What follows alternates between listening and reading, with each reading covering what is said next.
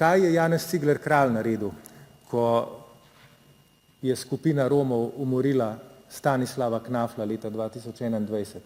Je ponudil svoj odstop, je ustanovil medresorsko skupino za koordinacijo politike, ki naj bi naslovila to vprašanje, je predlagal paket zakonov, je sprejel odgovornost. Kaj je vaša vlada takrat naredila? Slovenska demokratska stranka jo je vodila. Kaj je vlada, ki jo je vodila Slovenska demokratska stranka, naredila leta 2021 po umoru Stanislava Knafla? To je moje vprašanje.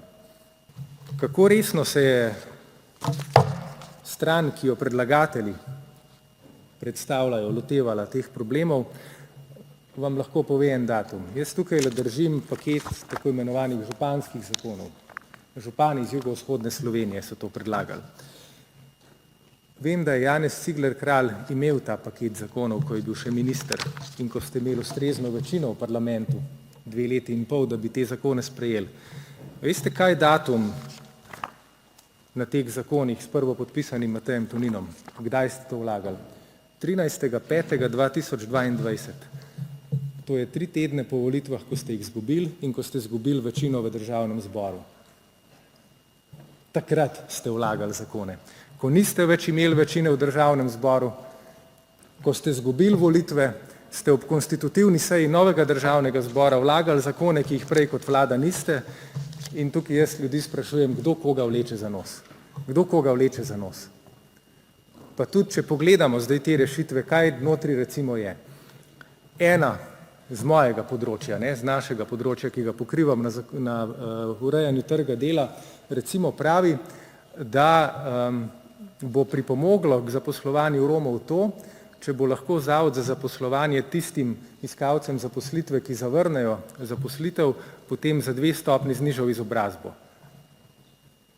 A res? Romi so ponavadi univerzitetno izobraženi, zavračajo zaposlitve in zdaj, ko jim bomo za 2 stopnji znižali to izobrazbo na raven osnovne šole, potem bodo pa zaposlitve dobili. To je pa vaša percepcija iz vaših palač, kako naslavljate to vprašanje.